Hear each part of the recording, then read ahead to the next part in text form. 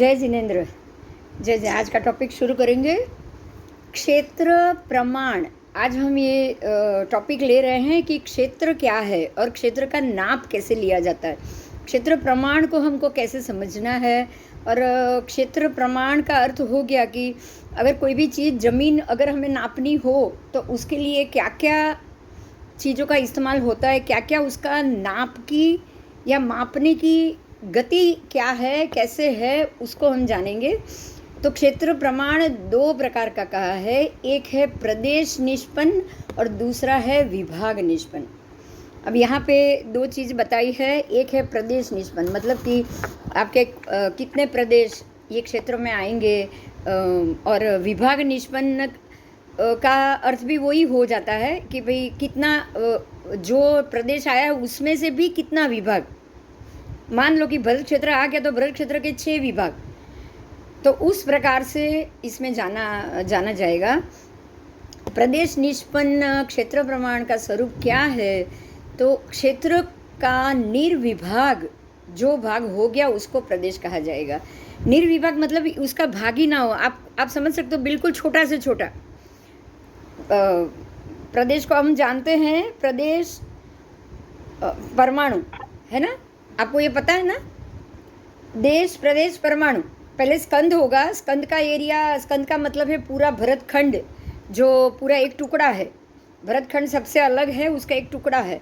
उसके बाद उसमें से देश बनेंगे, देश यानी कि ये जो 6 हमारे कॉन्टिनेंट बन रहे हैं, 6 विभाग मुख्य बने, उसमें से प्रदेश बना। अब प्रदेश में ऐसा जो टुकड़ा जिसके 2 भाग नहीं हो सकते, समझ में आ रहा है, बिल्कुल छोटा, कि क्षेत्र का निर्विभाग भाग, कोई भी जो एरिया है उसमें अभी भाग नहीं हो पाएगा, वो हुआ आपका प्रदेश। क्यों यहाँ ध्यान देना, यहाँ परमाणु नहीं आएगा, यहाँ परमाणु नहीं आने वाला है, क्योंकि जो लास्ट सेशन जो बता दिया है ना, वो ही प्रदेश।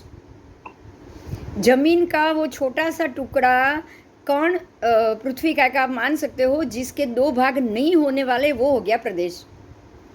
अब ये प्रदेश हो गया तो परमाणु तो होना ही नहीं उसमें से। बात समझ में आ रही है? देखिए, कार्बन वर्गणा में परमाणु आ सकते हैं, लेकिन जमीन है, जो प्रदेश है, जो भूमि भाग है, उसमें परमाणु का हिस्सा ही नहीं आएगा, क्योंकि परमाणु एक ऐसा भाग हो गया जो बिल्कुल भी आप आंखों से देख भी नहीं पाओ, नरी आंखों से उसको आप देख भी ना पाओ, लेकिन प्रदेश को तो आप देख सकते हो। समझ में आ रहा है? तो क्षेत्र का निर्विभाग, अब इसका दूसरा भाग नहीं बन पाएगा, वो हो गया प्रदेश। ऐसे प्रदेश से जो प्रमाण, अब सारे प्रदेश को इकट्ठा करेंगे और एक नाप निकलेगा। सारे प्रदेश को आप इकट्ठा करोगे तो उसका एक नाप निकलेगा। वो नाप यहाँ कैसे दिया गया है, तो एक प्रदेश अवघाड़, यानी कि जो क्षेत्र प्रमाण प्रदेश से आपको देखना है, छोटे छोटे कण की बात की है, तो अगर एक प्रदेश यानी कि एक छोटा सा कण होगा, अब इसके 2 भाग नहीं होने वाले, उसको एक प्रदेश अवघाड़ कहा जाएगा, क्योंकि ये जो जमीन या जगह जो कुछ भी है वो एक छोटे से एक प्रदेश से अवघाड़ित है। उसके बाद 2 प्रदेश अवघाड़, उसके बाद 3 प्रदेश अवघाड़, फिर 4 प्रदेश अवघाड़ से लेके असंख्यात प्रदेश अवघाड़। समझ में आ रही है मेरी बात? आपकी ये उंगली का नाप है ना, उंगली का नाप, तो यहाँ इतनी उंगली तक जितनी जगह अगर आपकी जमीन की है, तो उसमें असंख्यात प्रदेश अवघाड़ आ गए। कितने आ गए?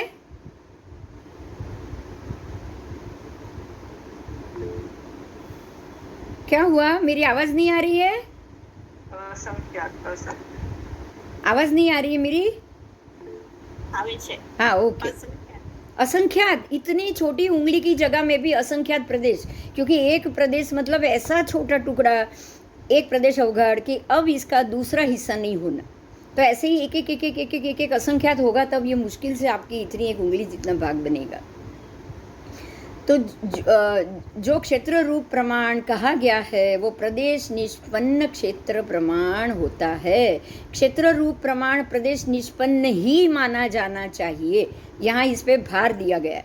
कि क्षेत्र रूप जो भी आपको क्षेत्र जमीन नापनी होगी तो प्रदेश से ही नापी जाएगी। 1 प्रदेश, 2 प्रदेश अवगाढ़, 3 प्रदेश अवगाढ़, असंख्यात प्रदेश अवगाढ़। प्रदेशों से निष्पन्न होना वो ही उसका स्वरूप है। मतलब कि यहाँ परमात्मा ये कह रहे हैं कि आप 1 स्क्वायर फीट तो बोल देते हो, हम लोग 1 उंगली तो बोल देते हैं, उंगली प्रमाण, लेकिन 1 उंगली प्रमाण नहीं बोलना है, आपको सूक्ष्म में जाना है तो असंख्यात प्रदेश अवगाढ़ बोलना है उसको। बाद में जब 1 उंगली होगी तब ये बनेगा 1 अंगुल, बराबर। फिर मुष्टि होगा तब ये बनेगा मुष्टि, मुष्टि के बाद आएगा वेत, लेकिन तब तक अंगुल से पहले असंख्यात प्रदेश अवगाढ़ शब्द आएंगे। विभाग निष्पन्न की बात आई है अभी, ये तो प्रदेश निष्पन्न हो गया, अब विभाग निष्पन्न की बात है। विभाग निष्पन्न क्षेत्र प्रमाण का स्वरूप कैसा होता है, परमात्मा को ये प्रश्न किया गया है, भगवान ने जवाब दिया है।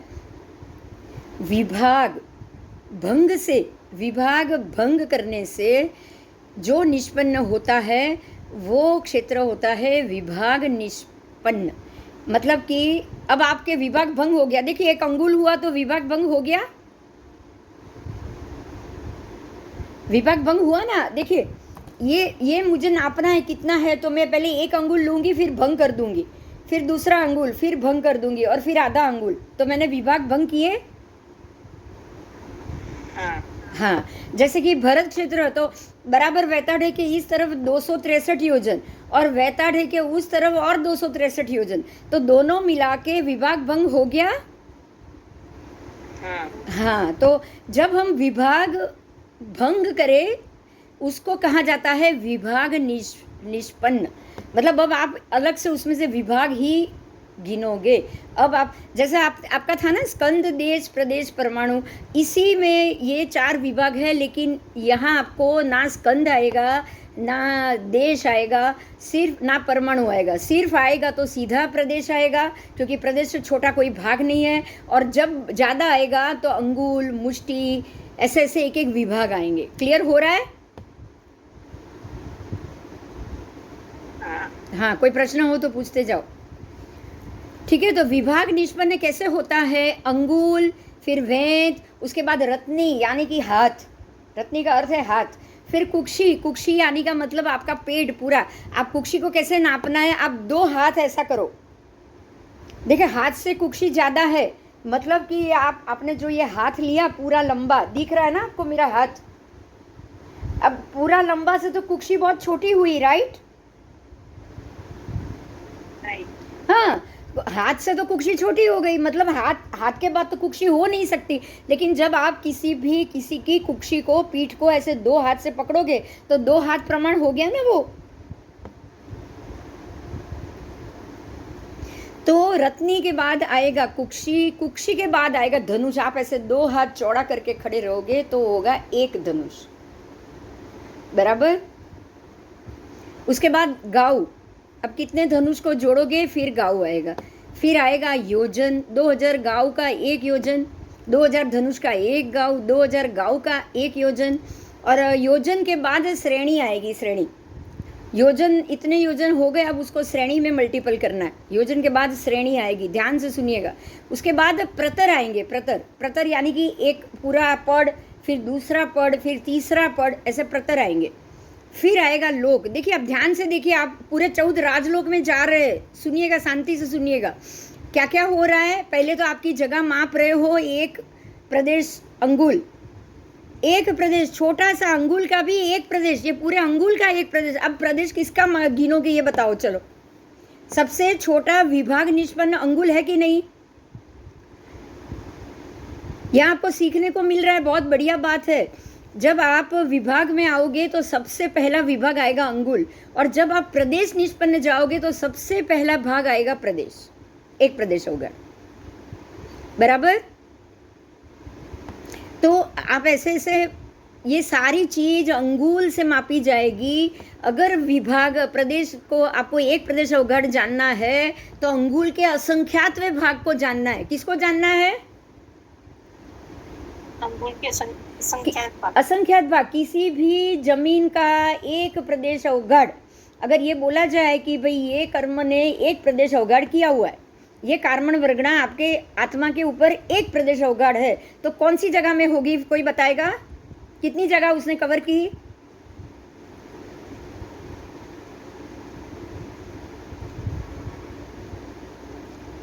उसने कितनी जगह कवर की? नहीं, एक प्रदेश अवगाढ़ की बात हो रही है, एक ही प्रदेश।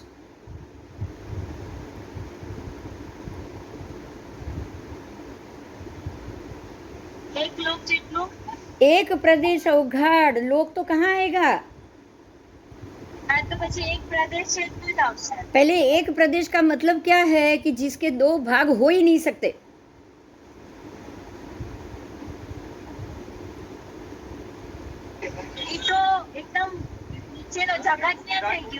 तो अंगुल का असंख्यात भाग हुआ कि नहीं? अंगुल का असंख्यात्व भाग हुआ, तो एक प्रदेश का मतलब अंगुल का असंख्यात्व भाग। और ऐसे एक प्रदेश अवगाढ़, दो प्रदेश अवगाढ़, तीन प्रदेश अवगाढ़ इकट्ठा हो होके असंख्य प्रदेश अवगाढ़ आएगा, तभी आपका एक अंगुल बनेगा ना। हाँ, तो सबसे बड़ा छोटा माप आ गया एक प्रदेश अवगाढ़, और सबसे करीबी विभाग का सबसे छोटा, विभाग निष्पन्न का सबसे छोटा कौन सा हुआ? एक अंगुल। बस, परफेक्ट परफेक्ट। देखिए फिर से सुनिए, मैं बोल रही हूँ ध्यान से। प्रदेश निष्पन्न का सबसे छोटा भाग है एक प्रदेश अवगाढ़, बराबर, क्योंकि उससे तो छोटा है ही नहीं। और विभाग निष्पन्न का सबसे छोटा भाग है एक अंगुल। मतलब आपकी सारी चीज नापनी ही अंगुल प्रमाण से। ये बहुत महत्व का मुद्दा है। अंगुल प्रमाण के बगैर आप कुछ नाप ही नहीं पाओगे। नाप पाओगे क्या? नहीं। तो आपका नाप लेने में अंगुल शब्द को लेना ही लेना है। अंगुल से ही क्षेत्र प्रमाण नापा जाएगा। ये हमेशा याद रखोगे कि अंगुल के बगैर आप क्षेत्र प्रमाण नहीं नाप सकते हो। आओ आगे जाएंगे। तो अब आप धीरे धीरे चौधराज लोक में जा रहे हो। अभी आप एक प्रदेश अवगाढ़ पे हो, उसके बाद दो प्रदेश अवगाढ़, फिर तीन प्रदेश, चार प्रदेश, उसके बाद असंख्य प्रदेश अवगाढ़, यानी कि एक अंगुल, राइट। अब आओ वेत। वेत में अंगुल ज्यादा आ गई? हाँ। आ गई। उसके बाद रत्नी, यानी कि हाथ, हाथ में भी अंगुल ज्यादा आ गए? हाँ। उससे ज्यादा। उसके बाद कुक्षी, ऐसे दो हाथ करोगे तो कुक्षी उससे भी ज्यादा आई? हाँ। उसके बाद धनुष। धनुष मतलब दो हाथ चौड़ा करोगे, बे हाथ पोड़ा, तो जितनी जगह होगी उसके 2000 योजन बराबर एक धनुष। अब यहाँ पे महत्व का मुद्दा सुनिए। कोई भी आरे में दो हाथ चौड़ा करके खड़ा करेगा इंसान, तो क्या एक ही नाप आएगा? नहीं, अलग अलग आएगा। कोई भी आरे में अंगुल का नाप नापने जाएगा तो क्या एक ही आएगा? अलग अलग। हाँ, अंगुल भी अलग, वेत भी अलग। मुष्टि, अंगुल के बाद मुष्टि, मुष्टि के बाद वेद, वेद के बाद हाथ, हाथ के बाद कुक्षी, अलग आएगा ना। 503 गांव की काया वाला ऐसे कुक्षी का दो हाथ करेगा तो क्या होगा बताओ? बहुत बड़ा हो जाएगा। बहुत बड़ा हो जाएगा। तो मतलब ये हो गया कि प्रत्येक समय में प्रत्येक व्यक्ति के हिसाब से ये नाप बदलता जाएगा। ये कंफर्म? ये कंफर्म। अच्छा, दूसरी एक बात ध्यान से सुनिएगा। हर एक समय में नाप तो उंगली, मुष्टि, हाथ, वेद, कुक्षी से ही करना है। ये भी कंफर्म? हाँ। क्योंकि कोई नाप का तो था नहीं, अक्षर लिखना तो आज से पहले कुछ था ही नहीं। सभी तीर्थंकर परमात्मा ने अक्षर कैसे लिखना है वो तो सिखाया ही था ना। आदेश्वर दादा से अक्षर ज्ञान है, राइट। ब्राह्मी सुंदरी को लिपि लिखना सिखाया था, तो एक से लेके कुछ गिनती तक तो सबके पास था कि नहीं। आदेश्वर दादा से अक्षर ज्ञान आ गया है।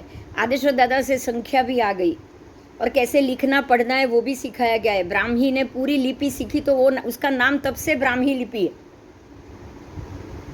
राइट। तो ऐसा तो है नहीं कि लिखना नहीं था। पहले के जमाने में पत्थर के ऊपर पत्थर से लिखते थे तो कभी मिटता भी नहीं था। बोलो, मिटता था? बताओ। कुलाड़ी बुलाड़ी तो पहले से ही थी। वो चंड कौशिक का भव याद है कि नहीं?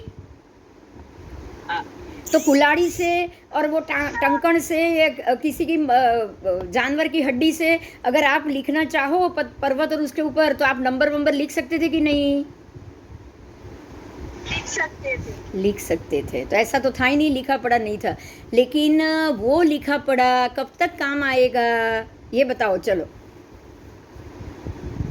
क्योंकि हर एक समय में इंसान की ऊंचाई सब छोटी होती थी कि नहीं होती थी? यहाँ पे खाली भरत ऐरावत की बात है। हाँ। 5 भरत 5 ऐरावत की बात है। इसीलिए महाविद्या में तो ये नंबर ही नहीं आता है कभी भी। वहाँ पे हर बार त्रिजंग परमात्मा है, वहाँ पे एक ही काल चल रहा है, तो वहाँ ये काल चला गया और ये लिपि भूल गए ऐसा होगा नहीं। वहाँ पे नाप बदला ऐसा होगा नहीं। वहाँ पे क्षेत्र छोटा हुआ ऐसा होगा नहीं। समझ में आ रही है मेरी बात?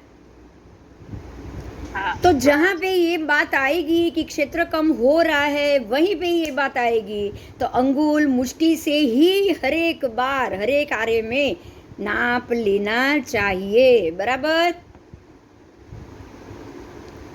इसीलिए नाप को हमेशा क्षेत्र निष्पन्न क्षेत्र प्रमाण को अंगुल प्रमाण से ही माना है। उसको अंगुल प्रमाण ही कहा गया है। समझ में आया? हाँ, आओ चलो। विभाग भंग से निष्पन्न हो, वो विभाग निष्पन्न यानी कि अंगुल 2 अंगुल 3 अंगुल एक एक अंगुल पे ये विभाग पढ़ रहे हैं। एक एक धनुष पे विभाग पढ़ रहे हैं, एक एक गांव पे पढ़ेंगे, एक एक योजन पे पढ़ेंगे, एक एक किलोमीटर आज पढ़ते हैं ना, आप लिखते हो ना, यहाँ तक 1 किलोमीटर, यहाँ तक 2 किलोमीटर, ऊंचाई में भी और लंबाई में भी। तो ये हो गया विभाग निष्पन्न। चलो कोई प्रश्न है? अब धीरे धीरे जाओगे कुक्षी पे, धनुष पे, फिर गांव, फिर योजन, योजन के बाद श्रेणी। देखो जमीन का आपने पूरा एक पूरा आप यहाँ पे सोचिए, आपने तिर्यक लोक का पूरा योजन से जमीन पे तिर्यक लोक तिरछे 8 दिशा में आप जाओ और कितना कितना है सब आपने जान लिया।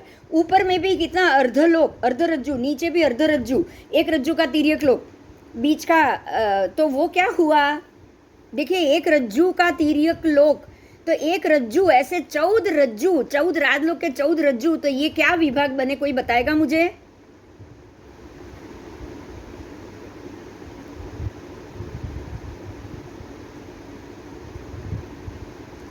प्रदेश, प्रतर हुए ना, प्रतर फ्लोर, पड़ हुए ना, पड़, प्रतर का मतलब पड़। एक सीधा फ्लोर, नीचे 7वीं नार की, उसके ऊपर 6ठी नार की, उसके ऊपर 5वीं नार की, फिर चौथी, फिर तीसरी। तो 14 लोक है क्या? 14 राज है क्या? 14 रज्जु है क्या? बोलो, प्रतर है कि नहीं? हाँ, वो प्रतर है, वो प्रतर है। ठीक है, और ये प्रतर हो गए, पर प्रतर के अंदर अब ध्यान दीजिए, एक ही रज्जु की बात मैं ले रही हूँ। अभी तिर्यक लोक के एक ही रज्जु की बात कर रही हूँ। तो एक रज्जु में ऊर्ध्व से लेके अधो तक नीचे का पूरा एक रज्जु, उसको क्या बोलोगे आप? वो तो प्रतर नहीं है ना? नहीं। हाँ, वो है श्रेणी। उसको क्या बोलोगे? श्रेणी। श्रेणी मतलब एक दादर के बाद दूसरा दादर। श्रेणी का मतलब दादर होता है, जानते हो ना? स्टेप होते हैं ना श्रेणी का मतलब। हाँ, आप ऐसे चढ़ना क्रॉस नहीं, आप कोई सीढ़ी लोगे तो वो भी सीधा दादर होगा, आप उसको टेढ़ा रखोगे, लेकिन वो है तो सीधी ना, एक के बाद है कि नहीं? उसमें लकड़े की सीढ़ी हो और लगा हो तो आप ऐसे खड़ी करो तो एक के बाद होगा ना। तो वो हुआ श्रेणी। समझ में आ रहा है? अब एक अगर एक सीढ़ी के 15 स्टेप है तो वो 15 प्रतर हो गए, और एक स्टेप और दूसरे स्टेप के बीच का जो एक के बाद एक ऊंचाई का एरिया है उसको बोला जाएगा श्रेणी। बराबर? बराबर। तो आज आपको ये मालूम पड़ गया कहाँ से गिनना है। बोलो, शुरुआत से बोलो। कोई सबसे छोटी चीज को क्या बोलोगे? निष्पन्न। प्रदेश निष्पन्न। एक प्रदेश अवगाढ़ क्या बोलोगे? एक प्रदेश अवगाढ़। अब उसका विभाग नहीं होने वाला है, वो एक, फिर 2 प्रदेश अवगाढ़, फिर 3 प्रदेश, फिर 4 प्रदेश, उसके बाद सीधा एक अंगुल। असंख्यात प्रदेश अवगाढ़। हाँ, असंख्यात प्रदेश अवगाढ़, एक अंगुल, विभाग निष्पन्न, इसको विभाग बन गया, अभी एक अंगुल मतलब एक विभाग हो गया, ठीक है। और उसके बाद अंगुल के बाद सीधी आएगी मुष्टि, मुष्टि याद रखिएगा, पहले मुट्ठी आएगी, उसके बाद वेंत, उसके बाद रत्नी हाथ, फिर कुक्षी, फिर 2 हाथ चौड़ा करोगे धनुष, उसके बाद गाऊ, उसके बाद योजन। और वो योजन तो जमीन के ऊपर नापा है, लेकिन जमीन से लेके दूसरे प्रतर तक, दूसरे रज्जु तक का जो बीच का एरिया है वो हुआ श्रेणी, क्योंकि वो तो एक के ऊपर एक आपको जाना है, चढ़ना है, हवा में जाना है, बराबर। आप मेरू 1 लाख ऊंचा है तो मेरू के जितने भी वन आए वो श्रेणी में आए कि नहीं आए, बोलो।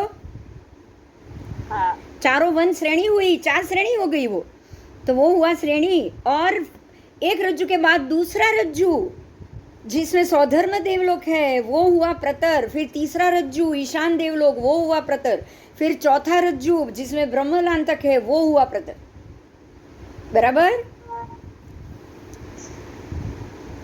आओ चलो अब आगे जाएंगे। ये हुआ बेसिक गिनती की बात। अब यहाँ अंगुल की बात की है, उसको जानेंगे, क्योंकि ये सारा नाप, अगर आप प्रदेश का भी नाप रहे हो तो भी अंगुल, असंख्यात अंगुल भाग आ गया। एक प्रदेश अवघड़ का इज इक्वल टू असंख्यात प्रदेश का बराबर 1 अंगुल। उसके बाद अगर आप विभाग निष्पन्न में जाओगे तो सबसे पहला आएगा अंगुल। अब यहाँ पे अंगुल क्या है, ये बोला है कि भाई अंगुल क्या है, अंगुल क्या है, अंगुल का अर्थ क्या है। तो अंगुल का ये अर्थ है कि 3 प्रकार बताया है, अंगुल को यहाँ पे 3 प्रकार से बताया गया। क्यों क्यों, ध्यान दीजिएगा, क्यों, पहले ये प्रश्न आएगा हर एक बात में, क्यों। अब यहाँ प्रत्येक व्यक्ति 3 गांव की ही ऊंचाई वाला है, वो पॉसिबल है? नहीं।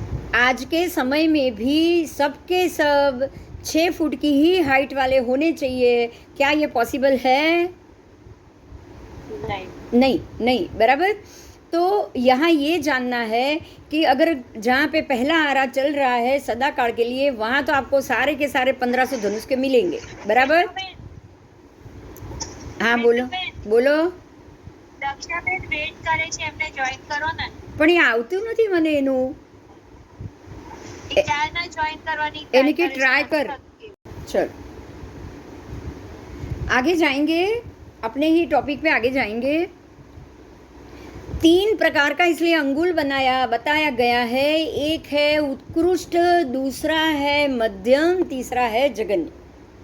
बात समझ में आ रही है मेरी? देखो बहुत इम्पोर्टेंट बात है ये कि परमात्मा महावीर स्वामी के समय भी सबके सब 7 हाथ के नहीं थे, राइट? राइट। हाँ, अच्छा, आदेश्वर दादा के समय में भी सबके सब 500 धनुष के नहीं थे, वो भी बराबर। आज महाविद्या क्षेत्र में भी सबके सब 500 धनुष के नहीं हो सकते। क्यों क्यों? 500 धनुष की अवगाहना वाली व्यक्ति में ही ताकत होती है मोक्ष जाने की। अगर कोई 600 धनुष की अवगाहना आ गई, 700 धनुष की अवगाहना आ गई, तो वो नहीं जा पाएगा। उसे समझ में आ रही है मेरी बात?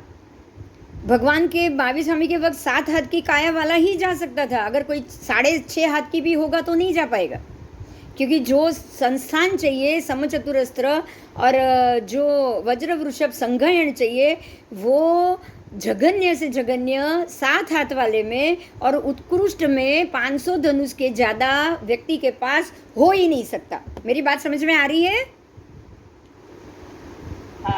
हाँ, तो अब सीधे ही 3 भाग हो गया कि नहीं हो गया, कि प्रत्येक काल में उत्कृष्ट ऊंचाई भी मिलेगी, मॉडरेट भी मिलेगी, मध्यम भी और जघन्य भी मिलेगी, बराबर बराबर। तो अब यहाँ पे अंगुल को यहाँ 3 भाग में बांटा गया है, खास करके आत्मांगुल, फिर उच्छेदांगुल और तीसरा है प्रमाणांगुल। क्या 3 नाम? आत्मांगुल, उच्छेदांगुल और प्रमाणांगुल। अब ये तीनों को हम समझेंगे, हम ये तीनों को समझना है और हम उसको समझेंगे। जिस काल में जो पुरुष हो उनके अंगुल को आत्मांगुल कहा जाता है। मतलब जो काल में जो पुरुष है, मतलब उसकी जो भी ऊंचाई, जो काल में अगर पहला आ रहा है और 500 धनुष है तो वो हो गया आत्मांगुल। बराबर? अच्छा, पहला आ रहा है तो 1500 धनुष की ऊंचाई, वो हो गया आत्मांगुल। और दूसरा आ रहा है तो 1000 धनुष की ऊंचाई, वो हो गया आत्मांगुल। अब यहाँ आत्मांगुल से प्रमाणांगुल को कैसे दूसरे की कैसे डिफर किया है उसको हम जानेंगे। 12 आत्मांगुल का एक मुख, ध्यान दीजिए। आप अगर आपका जो काल में जो पुरुष हो उनके अंगुल को आत्मांगुल कहा जाएगा। इसका मतलब क्या हुआ? 500 धनुष की काया वाले शरीर की एक उंगली बराबर वो आत्मांगुल हो गया, उसकी उंगली। तो आत्मांगुल प्रत्येक समय में बदलेगा कि नहीं बदलेगा? ऋषभ जवाब दो, अगर दे पाओ तो। जो काल में जो पुरुष उत्पन्न होते हैं उनके अंगुल को ही आत्मांगुल कहा गया है। तो 500 धनुष की काया वाले की अंगुल को, मतलब उनके जो अंगुल है वही प्रमाण आ जाएगा। मान लो कि 500 धनुष की काया वाला की एक उंगली का नाप होगा 2 अंगुल, तो वो 2 अंगुल प्रमाण बन गया उनका। अच्छा, अगर 1000 धनुष वाले काया का उंगली का माप हो 4 अंगुल, तो वहां का तब प्रमाण हो गया। 1500 धनुष की काया है, उसका नाप अगर उंगली का है 6 अंगुल, तो वो भी तब का नाप हो गया। तो इसका अर्थ ये हो गया कि आत्मांगुल तो प्रत्येक समय में बदल रहा है। समझिए, ये शब्द मैं फिर से बोल रही हूँ, क्या लिखा है। जिस काल में जो पुरुष जन्मा हो उनके अंगुल को ही आत्मांगुल कहा जाता है। बराबर? अगर मैं ये 5 फुट की हूँ तो मेरे अंगुल जितनी भी ऊंचाई की होगी वो ऊंचाई, वो इंच उस समय में प्रत्येक 5 इंच के वाले शरीर का इतना होना चाहिए। बराबर? અંગુલ એટલે આંગળીના વેઢા પ્રમાણેની ઊંચાઈ લેવાની કે આંગળીની ને આખી આંગળી, અંગુલ એટલે આખી આંગળી, એમાં કોઈ વેડો નહીં।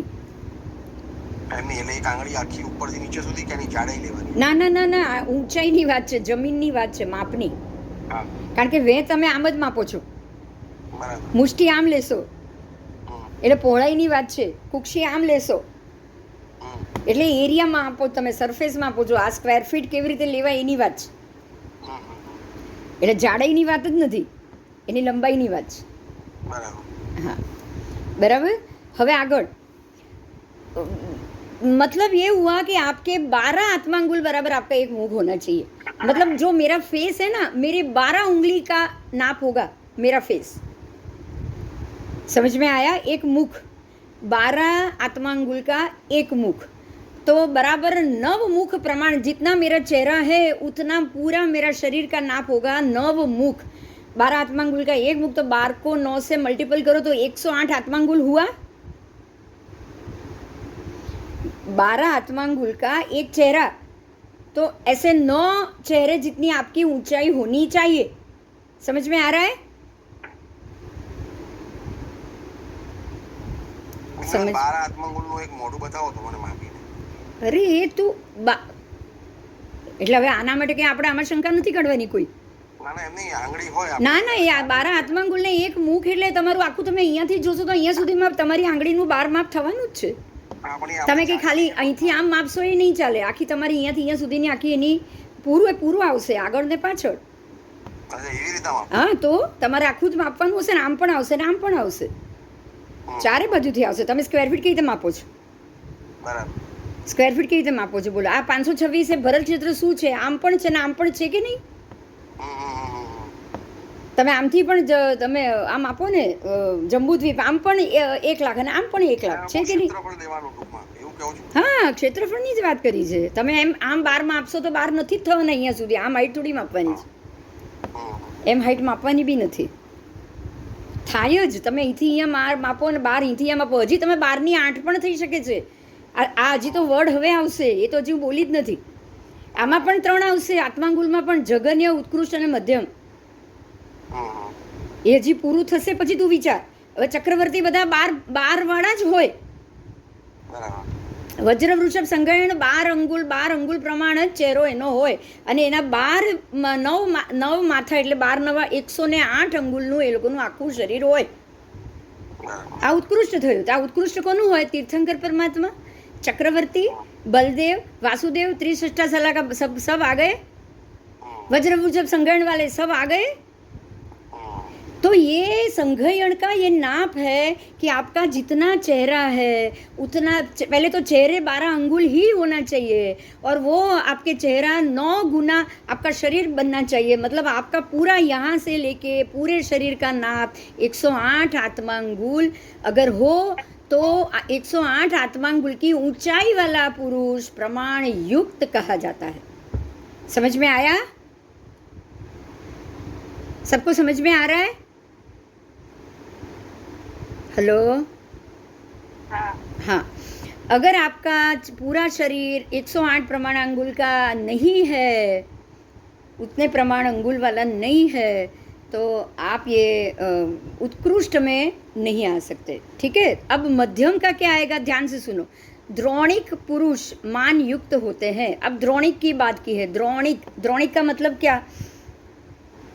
द्रोणी का अर्थ है कि आप बड़ी सी पहले के ज़माने में कैसे नापते थे? तो बड़ी पानी की कुंडी भरते थे. कुंडी यानी कि एक छोटा सा जो हम बनाते हैं ना, वो स्विमिंग पूल होता है कि नहीं? छोटा सा बाथरूम में भी आप बनाते हो ना, टब, बाथ टब.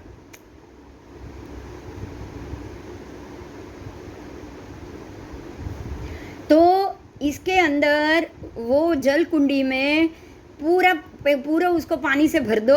ये कुंडी को आप पूरा पानी से भर दो और उस कुंडी के अंदर जो 108 अंगुल वाला पुरुष है उसको अंदर प्रवेश कराओ. क्या कराओगे आप? अंदर प्रवेश. हाँ, जो 108 आत्मांगुल की ऊंचाई वाला, जो जिसको आप मानते हैं कि ये परफेक्ट वज्र वृषभ संघयण या जो उत्तम पुरुष है, उत्तम ऊंचाई वाला 108 अंगुल वाला, उसको एक पूरी जल से भरी हुई कुंडी बनाओ, उसके अंदर उसको प्रवेश कराओ. अगर उसके जल कुंडी में पुरुष प्रवेश करे और जो द्रोण जल वो बाहर निकल जाए तो वो पुरुष मान युक्त माना जाता है. तो द्रोण भी एक नाप है. द्रोण अर्धभार प्रमाण तुलित पुरुष उन्मान युक्त होता है. मतलब अगर अब उसका वजन किया जाता है, अब मान लो कि जितना वजन ये 108 अंगुल वाला आया ना, 108 आत्मांगुल वाले का जितना वजन होगा ना, उससे दूसरे पुरुष का, आप अगर मान लो कि जो 108 आत्मांगुल वाला नहीं है लेकिन 104 अंगुल वाला है, कितना कम? खाली 4 अंगुल. तो ये मध्यम हो गया. हाँ. तो ये मध्यम हो गया. तो अब उसका पानी कितना बाहर निकलेगा? कम निकलेगा ना. हाँ. हाँ. और सबसे कनिष्ठ अधम पुरुष, देखो, उत्तम, मध्यम और अधम पुरुष है 96 अंगुल. कितना? 96. तो वो 108 से कितना कम हुआ? 4 और 8, 12 अंगुल कम हो गया है. 12 अंगुल मतलब पूरा एक चेहरा जितना उसकी ऊंचाई सब कम हो चुकी है. तो ये जो 12 अंगुल कम हो गया वो अधम पुरुष है. तो उसका तो और द्रोण और कम होगा. हाँ, समझ में आया? इससे पहले उसका वजन से कितना पानी बाहर निकला, उस हिसाब से इसका वजन नापा जाता था. तो अब ये ऊंचाई ऐसे नहीं नापी जाती है, लेकिन चारों ओर से क्षेत्रफल नापा जाता है. ये कंफर्म हो गया? बोलो. अगर हाइट ही नापनी होती तो आप वो कुछ भी नाप रख लेते कि नहीं? मुष्टि अंगुल की इतनी अंगुल ऊंचाई है, इतनी अंगुल चौड़ाई है, इतना नाप लेते ना आप. ऋषभ चला गया, ले उसका जवाब यहीं पे आ गया. आया ना? हाँ. आप अगर अपने आप को खाली आगे से ही मापोगे, ऐसा नहीं है. आगे, पीछे, साइड, हर जगह से आपको नापना पड़ेगा. आपके चेहरे को यहाँ से भी यहाँ नापो, यहाँ से भी यहाँ से भी पीछे और यहाँ से भी यहाँ. जब आप चारों ओर से नापोगे तो आपका चेहरा अगर 12 आत्मांगुल मिला तो एक मुख हुआ है। अब जो मध्यम है उसका कितना मिलना चाहिए? 9 कम तो 11.5 होगा उसका। हाँ 8 ही कम है ना, 4 ही कम है ना। 108 से 104 ही है, पर 4 अंगुल कम, मतलब ये हो गया ना कि ये 9 है तो कम से कम 11.5 के ऊपर ही थोड़ा होगा, बराबर आत्मांगुल चेहरा। हाँ, लेकिन जो और छोटा 12, जिसका 12 कम है ना, उसका तो पूरा 1 अंगुल कम है। तो फर्क है कि नहीं? है। हाँ, तो अब ये समझ में आया कि प्रत्येक समय में भी आपको 3 प्रकार के पुरुष मिलेंगे, पर उसमें आत्मांगुल कौन होगा? जो उत्कृष्ट पुरुष है वो ही अपने आत्मांगुल वाला है, वो ही उत्कृष्ट पुरुष। उत्कृष्ट आत्मांगुल, मध्यम आत्मांगुल, जघन्य आत्मांगुल, आपके 3 मिले आपको। हाँ तो 3 मिल गए, मतलब ये हो गया ना कि प्रत्येक काल में अलग अलग आकार के भी पुरुष आपको मिल सकते हैं। मिल सकते हैं। तो आत्मांगुल में हर एक समय में अपने शरीर, अपने अंगुल प्रमाण 12 अंगुल चेहरा, तो ये तो हर समय में बदलेगा ना। अब 500 धनुष की 1 उंगली, उसके 12 जितना चेहरा, और हम जैसे 5 फुट की 1 उंगली और उसके 12 जितना चेहरा, बोलो अलग हो गया, पर लेकिन है तो आत्मांगुल ही ना। हाँ अगर आज हमारा चेहरा हमारे अंगुल जितना ही 12 अंगुल है, तो आप भी उत्तम पुरुष होगे कि नहीं होगे? होंगे। तो आप आत्मांगुल की गिनती में ही आए कि नहीं आए? आए। आप छोटे हो नाटे हो उससे लेना देना नहीं। अगर आप नाटे हो तो आपकी उंगली भी नाटी हो जाएगी, मगर आपकी उंगली से 9 अंगुल प्रमाण आपका चेहरा, 12 अंगुल प्रमाण आपका चेहरा होना चाहिए। बराबर। चलो, तो आत्मांगुल का अर्थ ही ये है कि प्रत्येक समय में प्रत्येक अलग अलग जो व्यक्ति आएगी उसमें अपनी ही अंगुली प्रमाण, अगर वो 12 अंगुल का उसका चेहरा, एक 12 अंगुल प्रमाण उसका चेहरा है और 9 चेहरे के प्रमाण उसका पूरा 108 अंगुल शरीर है, किसी भी ऊंचाई में, तो वो आत्मा उत्कृष्ट आत्मांगुल कहा जाएगा। बराबर। अगर उसका चेहरा 11.5 आत्मांगुल आ रहा है, मतलब 104 अंगुल टोटल आ रहा है, तो ये मध्यम आत्मांगुल हो गया। और अगर आपका चेहरा छोटा, यानी कि 12 अंगुल छोटा आ रहा है, 96 अंगुल आ रहा है, टोटल 96 अंगुल, तो आप अधम पुरुष हो। अधम मतलब ये व्यक्ति अधम है। तो अब तीनों में क्या रिजल्ट है वो भी जानेंगे। ये पूरा सामुद्रिक शास्त्र है, बोलूं मैं? हाँ, ध्यान दीजिए, अभी ध्यान दीजिए। चक्रवर्ती आदि उत्तम पुरुष का उन्मान प्रमाण, यानी कि उसके पूरे शरीर का प्रमाण, वो उन्मान प्रमाण युक्त होता है। मतलब योग्य, उन्मान का अर्थ है उत्तम प्रमाण। उत्तम पुरुष है, चक्रवर्ती आदि पुरुष ही उत्तम है, त्रिषष्टि सला का पुरुष ही उत्तम है, तो उनका शरीर तो उत्तम ही होगा ना। तो ये उत्तम शरीर तो होगा। ऊपर से सुनिएगा, शंख, स्वस्तिक, मसा, तिलक, तल आदि सारे व्यंजन, औदायिक गुण, वो सबसे वो निष्पन्न होंगे। उग्रकुल आदि उत्तम कुलों में वो जन्म भी लेंगे, और ऐसे उत्तम पुरुष अपने अंगुल से 108 अंगुल का शरीर प्राप्त करेंगे। समझ में आ गई मेरी बात? बहुत बढ़िया सब्जेक्ट है आज। बोलो कैसा लगा सबको? चलो अब आगे जाएंगे। तो ये हो गया उत्तम पुरुष। अब मध्यम पुरुष कैसे होते हैं? उत्तम का तो आपको बता दिया। मध्यम पुरुषों की वाणी जन उपादेय, मतलब लोग उसको स्वीकारते हैं। समझ में आ रहा है? लोग उसका स्वीकार करते हैं, और धीर गंभीर वो उनकी, लेकिन अरे सॉरी मेरी गलती हो गई। हाँ, हीन और मध्यम अब दोनों की बात कर दी है। हीन और मध्यम दोनों पुरुषों की वाणी जन उपादेय नहीं होती है, धीर नहीं होती है, गंभीर नहीं होती है, और वो मानसिक स्थिति से हीन होते हैं। बराबर?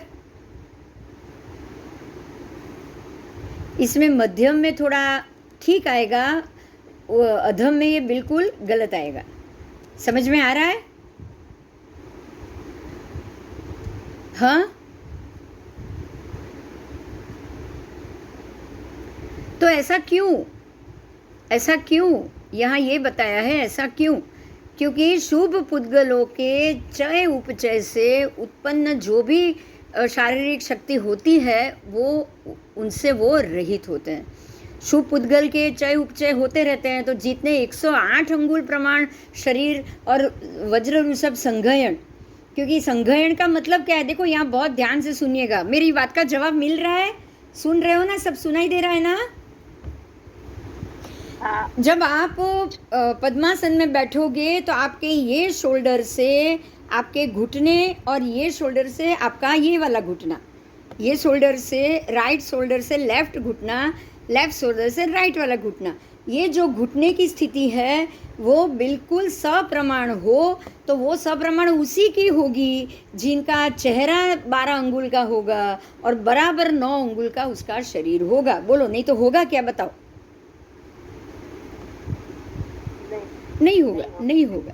तो अगर आप ये संघयन वाले हो, अगर आपका शरीर ये संघयन वाला है, तो अपने आप आपके अंदर जो भी शुभ पुद्गल है उसका चय उपचय होता रहेगा। और अब शुभ पुद्गल तो चय उपचय हो रहा है, तो वो सिर्फ शरीर के लिए हो रहा है। ध्यान दीजिए, शरीर इतना गठित और मजबूत है कि कितनी भी उपद्रव है उसको आप सहन कर सकते हो। बराबर?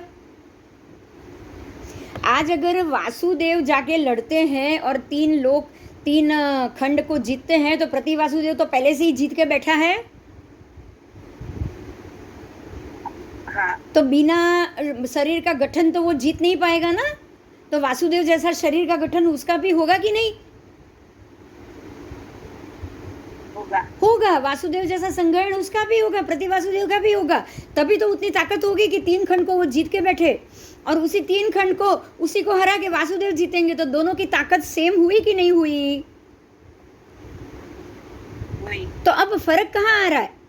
फर्क ये आ रहा है कि अशुभ कर्म के प्रभाव से वो उत्तम पुरुष जो प्रति वासुदेव बना है वो दासत्व को प्राप्त करता है, और शुभ कर्म उदय से जो वासुदेव है वो 3 खंड को जीत के अपना अजयत्व प्राप्त करता है। बोलो, समझ में आ रहा है? आ रहा है? और अशुभ कर्म के उदय से कर्म का फर्क है। हाँ, शुभ अशुभ का ही फर्क है। शक्ति तो दोनों में एक समान, क्योंकि जो शरीर चाहिए ना वो तो दोनों का उत्तम है। शरीर के जो पुद्गल है वो तो शुभ कर्मोदय के प्रभाव से ही उनको ऐसा उन्मान युक्त शरीर मिला है। समझ में आ रहा है? उन्मान युक्त का मतलब है जितना आपका चेहरा है बराबर उससे 12 गुना आपका पूरा शरीर। 9 गुना गलती हो गई। जितनी आपकी अंगुल है बराबर उससे 12 गुना आपका चेहरा, और जितना आपका चेहरा है बराबर 9 गुना उसका आपका शरीर। तो टोटल 12 गुणाकार 9, तो 12 9 18 1300, 108 अंगुल हो गया आपका टोटल। कितना बढ़िया जवाब है, सोचो आप।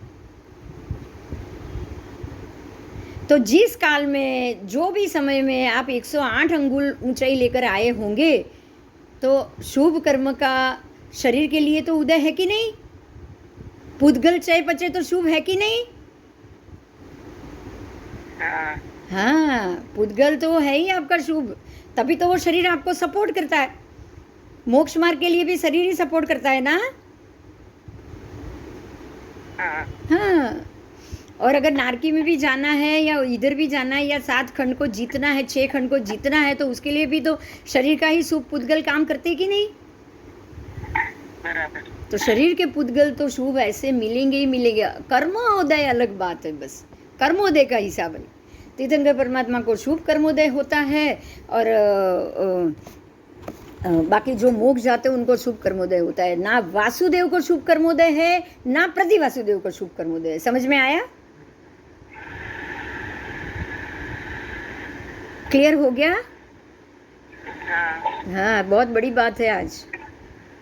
आपको ये मालूम पड़ना चाहिए कि जो चीज़ जो समय में जो व्यक्ति जन्म लेगी, बराबर अगर उसका चेहरा अपने 12 अंगुल प्रमाण है तो ही वो आत्मा अंगुल है, बस। बराबर? और चेहरा 12 अंगुल और पूरा शरीर 9 चेहरा प्रमाण, बराबर? तो ही वो आत्मांगुल, तो ही वो उत्तम आत्मांगुल। अच्छा, लेकिन आपके पास 104 अंगुल भी तो हो सकता है, वो भी आत्मांगुल ही हुआ।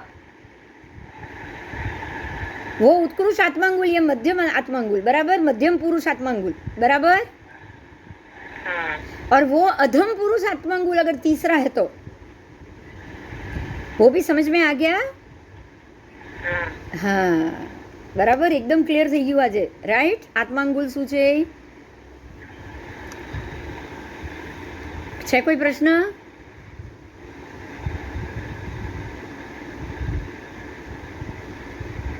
चल, तो जो भी शुभ पुद्गल से के चय उपचय से शारीरिक शक्ति तो अच्छी होती है, लेकिन उसमें अशुभ कर्मोदय आएगा तो वो उत्तम शरीरी पुरुष या मध्यम शरीरी पुरुष या अधम शरीरी पुरुष भी दासत्व को प्राप्त करता है।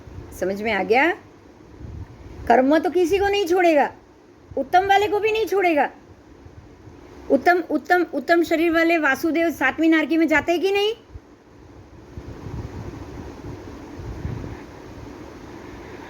उत्तम शरीर वाला प्रति वासुदेव वो भी 7वीं नारकी में जाता है कि नहीं? बोलो। हाँ, कर्म किसी को नहीं छोड़ेगा। उनके अशुभ कर्म का उदय था, इसीलिए वो वासुदेव प्रति वासुदेव बन के आए। लेकिन अगर शुभ कर्म का उदय होता तो तीर्थंकर और चरम केवली बन के आते कि नहीं? आते। तो अब शारीरिक शक्ति अलग हो गई और अशुभ शुभ कर्मोदय अलग, शुभ अशुभ पुद्गल चय पचय अलग, शुभ अशुभ कर्म चय पचय अलग। ये बात क्लियर हो गई आज? बहुत बढ़िया बात जानी है आज आपने। ये चारों चीज को अलग करना है हमको। शुभ कर्मोदय का चय पचय अलग, अशुभ कर्मोदय का चय पचय अलग। ऐसे ही शुभ पुद्गल चय पचय अलग, अशुभ पुद्गल चय पचय अलग। बराबर? बराबर?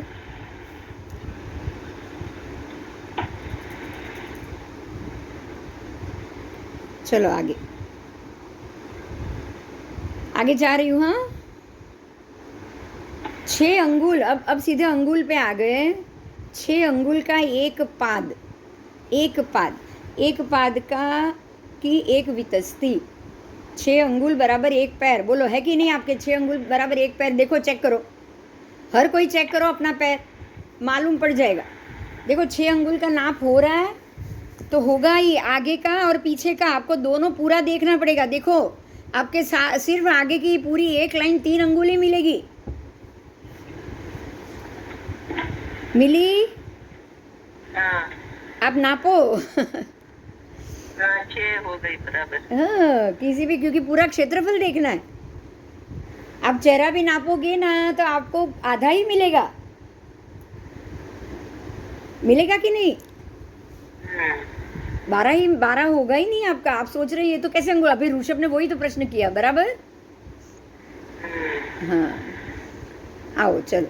तो 2 वितस्ती बराबर एक रत्नी, यानी हाथ, तो 2 वितस्ती, एक पाद की एक वितस्ती। अब देखो पूरा आपका पैर, आप देखोगे ना तो पूरा आपको पूरा एक वेत मिलेगा। वितस्ती का मतलब वेत हुआ। उंगलियां मत लेना उसमें, पाद देखो,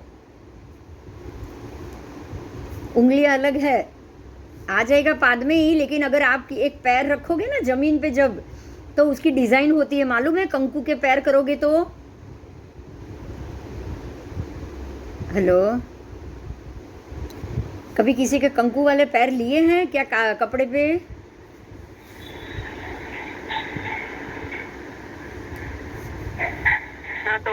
पैर भी आता है और फिर उंगली उंगली भी आती है ना थोड़ी से। ना आती है वो आएगी, लेकिन आप जब लोगे ना तो आपका ऐसे आप चेहरा पैर नापोगे तो थोड़ा लंबा लगेगा, लेकिन जब कंकु वाला देखोगे और नापोगे ना तो वो आपको छोटा मिलेगा। हाँ।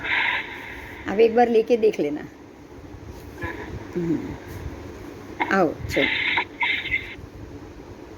तो 2 रत्नी की 1 कुक्षी, आप 2 रत्नी करोगे, 2 वैंत बराबर आपका पेट कुक्षी। फिर 2 रत्नी मतलब 2 हाथ, जैसे मैंने आपको किया ना ऐसे करना है, ठीक है। तो इस प्रकार से जो हमारे नाप थे, दंड, धनुष, युग, नालिका, अक्ष, मुशल, ये सब 2 कुक्षी प्रमाण, और 2000 धनुष का एक गव्युत बराबर कोश बोला जाता है उसको। 2000 धनुष का 1 कोश और 4 कोश बराबर 1 योजन, मतलब 4 दू 8000 धनुष बराबर 1 योजन हुआ। 2000 धनुष नहीं, मैंने बहुत बार आगे गलती, शायद बोलने में गलती कर दी, पर आप कैसे बोलोगे? 8000 धनुष बराबर 1 योजन, क्या बोलोगे? 8000, क्योंकि 2000 धनुष के बाद तो गाऊ आएगा, गव्युत यानी गाऊ, कोस। तो 2000 धनुष बराबर धनुष, एक धनुष के बाद सीधा 2000 ही है, बीच में कोई नंबर नहीं है। तो एक धनुष के बाद सीधे 2000 की कक्षा आ गई, तो धनुष के बाद तो सीधा गाऊ ही आता है ना। तो 2000 धनुष बराबर 1 गाऊ, ऐसे 4 गाऊ, तो 8000 धनुष हो गए। 8000 धनुष बराबर 1 योजन। तो अब समझ में आ गया, 1 योजन तक का नाप समझ में आ गया। हाँ, अब सुनिए, आत्मांगुल प्रमाण से क्या प्रयोजन की सिद्धि होती है, मतलब आत्मांगुल प्रमाण से क्या सिद्ध होता है? तो जो काल में जो मनुष्य जन्म लेता है वो समय अनुसार, उसके समय अनुसार, मतलब अगर 500 धनुष की काया है तो वो समय, 3 गाँव की काया है तो वो समय, आज 5 फुट की काया है तो वो समय अनुसार उनके अंगुल से अवट कुआ, तड़ाग मतलब तालाब, फिर पद्मद्र, फिर जलाशय, फिर वापी, 4 कोने वाली वाव, जो वाव हम बोलते हैं दादर वाले, उसमें उतरने के पगथिये, फिर पुष्करणी, मतलब कि ऐसे ही वो जो हम फुआरे वाले तालाब बनाते हैं वो, फिर वक्राकार वाव, वक्राकार पूरी गोल वाव, उसके बाद अपने आप तैयार हुए जलाशय, बहुत बारिश आ गई और कोई तालाब बन गया तो वो जलाशय, उसके बाद व्यवस्थित कोई जलाशय बनाया जाए तो वो जलाशय, ठीक है। उसके बाद एक जलाशय में से नाली का मतलब पाइप लेके दूसरे जगह तक पानी लेके जा सकते हैं ना, नहर बोला जाता है उसको, मालूम है ना? हाँ, तो उसको सर पंक्ति नालिकाओं द्वारा एक से दूसरे से तीसरे जलाशय में अगर पानी लिया जाए, जैसे कि नर्मदा है गुजरात, लेकिन उसका पानी जाता है उत्तराखंड तक, तो अगर इस प्रकार से अगर उसका पानी जाता हो तो उसको बोला जाता है सरसर पंक्ति, ठीक है, सरसर पंक्ति। उसके बाद है बील पंक्ति। बील पंक्ति मतलब जो कुआं होता है ना, कुआं मुख बहुत छोटा है दर जितना, लेकिन कुआं डीप ऊंडा बहुत होता है, राइट, तो उसको बील पंक्ति कहा जाता है, उसका नाम, ठीक है। अब उसके बाद गार्डन, कानन, वन, ऐसा वनखंड, देवकुल सभा, परब, स्तूप, परीखा, यानी कि अगर आपके बनाए हुए खोदी हुई जमीन, तो ये सब प्रमाण बताया गया है। अगर किसी महल बनाया हो तो ऊपर से संकुचित, नीचे से चौड़ा, तो वो जो उसकी चौड़ाई और वो सब है। अच्छा, उसके बाद उसके वो घर और प्रकार, यानी कि जो महल है उसमें 8 हाथ का मार्ग, कोई भी रास्ता 8 हाथ का होना चाहिए। तो जो व्यक्ति जितना ऊंचा है वो उस हिसाब से 8 हाथ का मार्ग रखेगा। उसका दरवाज़ा भी उसकी ऊंचाई से 1.5 गुना होना चाहिए। फिर गोपुर, मुख्य द्वार, प्रासाद, महल, घर, अपनी छोटी छोटी दुकान, फिर जो रास्ता रोड बनता है, त्रिकोण रोड, फिर बड़ा रोड, 4 चौकोन रोड जो चौखंडा बनता है, तो ये सब, इसमें भी और नाम है, मैं सब बोल रही हूँ, आपको सब कुछ सुनना है, सब कुछ। बराबर। फिर अब तो ये तो रोड हुआ। अब उसके बाद सामान्य रोड, जैसे साइकिल चले या कोई व्यक्ति चले तो वो पगडंडी हो गई, तो सामान्य पथ पगडंडी। उसके बाद जो गाड़ा चले तो गाड़ा भी आपको पता होगा 2 पगडंडी बनाता है कि नहीं। उसके बाद रथ चले तो वो भी अलग 2 पहिए पे चलता है, 2 पगडंडी पे चलता है। फिर पालखी, विशेष प्रकार की पालखी, गिल्ली, थिल्ली आदि अनेक प्रकार की सवारी, शिबिका, सामान्य पालखी, स्यदमानिका, पुरुष प्रमाण, लंबी छोटी कढ़ाई, लोह कटा, मध्यम प्रमाण की कढ़ाई। एक तो मनुष्य को ही आपको पता होगा, पहले के ज़माने में कुछ राजा रजवाड़ा ऐसा था कि अगर कोई गलती कर ली तो मरने की सज़ा में जिंदा तला जाता था। तो मनुष्य को तल पाए ऐसी बड़ी कटाई, उसको लोह कटा, लेकिन उसको ये कहा जाता है स्यंदमानिका। स्यंदमान मतलब एक पुरुष प्रमाण कढ़ाई। समझ में आया? हाँ,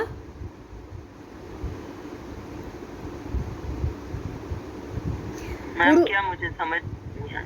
पुरुष प्रमाण कढ़ाई है। इतनी बड़ी कढ़ाई होती है। आप कढ़ाई तलते हो कि नहीं, भजिया वजिया? हाँ हाँ तो जब पहले के ज़माने में सजा देते थे, जिंदा तला जाता था, मालूम है ना? बराबर सुना होगा। हाँ, वो जो बौद्ध भिक्षुक में तो कितने ज़्यादा अपने जैन साधुओं को ऐसे जिंदा तला दिया है, जिंदा शरीर की चमड़ी तक उधेड़ी है, मालूम है ना वो? हाँ।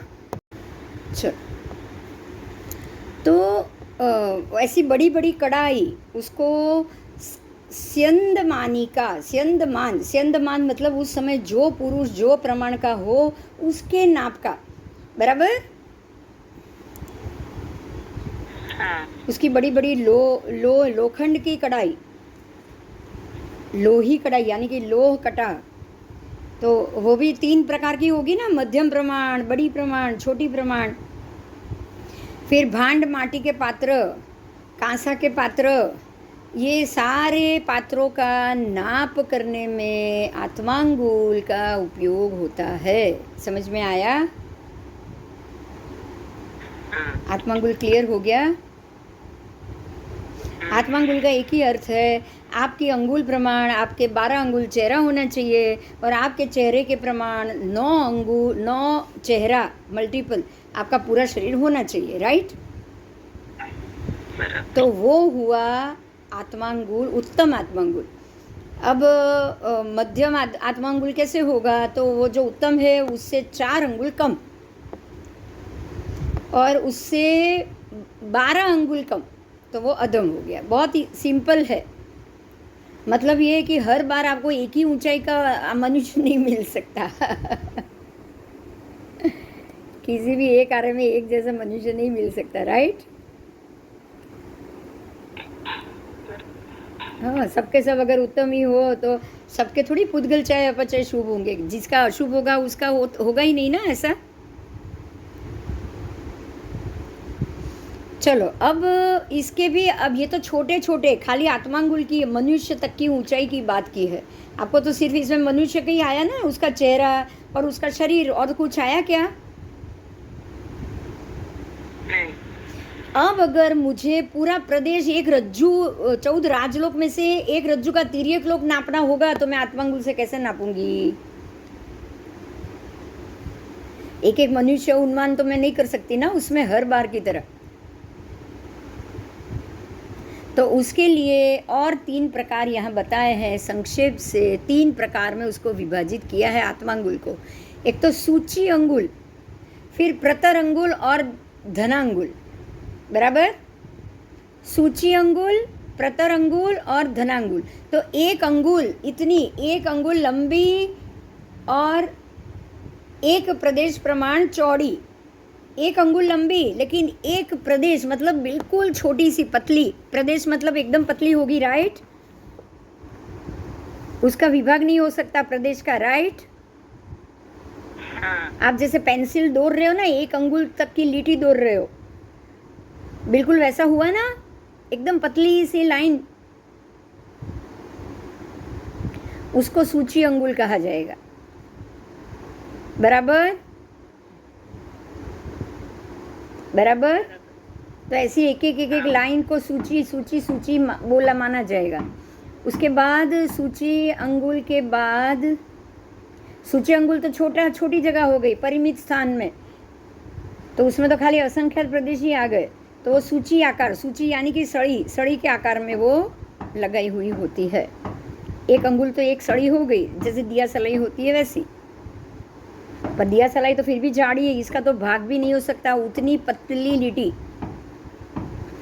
तो अब ऐसे सूची को सूची ऐसे मल्टीपल करो, एक एक प्रदेश की असंख्यात प्रदेश सूची मल्टीपल करो तो जगह चौड़ी होती जाएगी। हाँ, तो उसको आप अगर मल्टीपल करते जाओगे, सूची को सूची से गिनती करते जाओगे तो प्रतर बन जाएगा ना सीधा।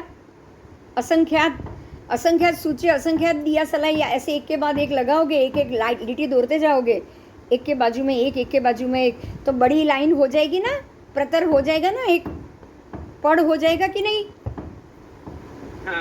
हाँ, तो वो सूची को सूची से मल्टीपल करो तो प्रतर अंगुल, बराबर। और अब तो ये पतला प्रतर हो गया है बिल्कुल। प्रतर कैसा होगा, पतला ही होगा ना। हाँ, तो ये हो गया आपका प्रतर अंगुल।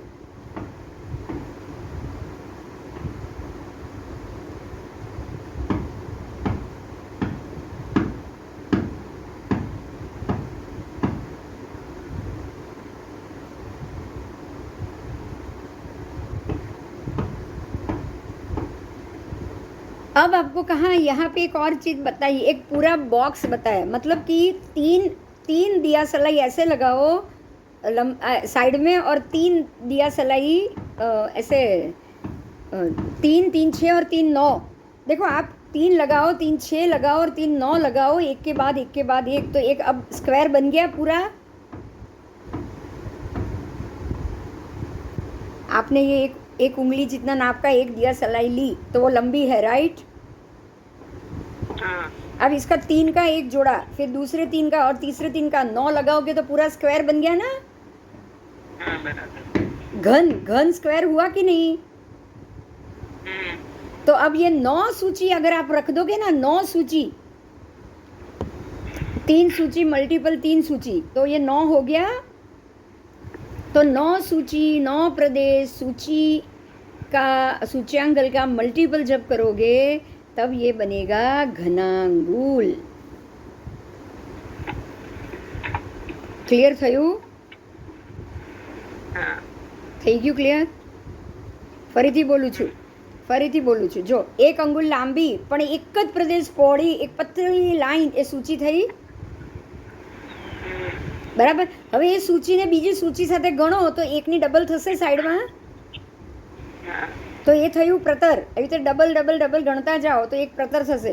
પણ આ સૂચિને ત્રણ સૂચિને ત્રણ તારી 9, તો આખું સ્ક્વેર થયું। જો પ્રતર તો આખું લાંબુ બી થઈ શકે છે, રાઈટ।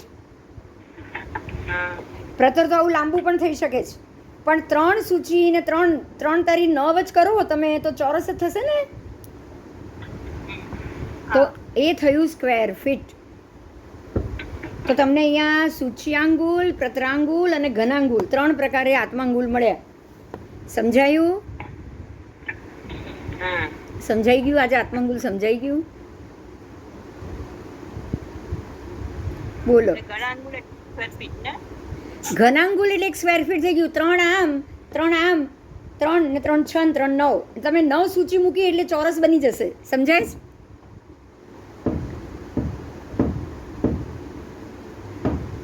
તમે 9 કરશો તો ચોરસ બની જશે ને। 9 ખાના કરો તો ચોરસ થઈ જાય કે નહીં। 3 ઉપરની લાઈનમાં, 3 નીચેની લાઈનમાં, 3 એની લાઈનમાં, તો ચોરસ થયું કે નહીં।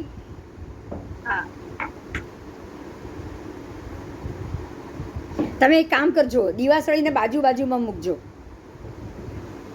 પહેલી એક લાઈનમાં, બીજા લાઈનમાં, ત્રીજા લાઈનમાં, એવી રીતે તમે 9 મૂકો। સમજાયું? તો એક સ્ક્વેર બની જશે, એનું નામ છે ઘનાંગુલ, રાઈટ।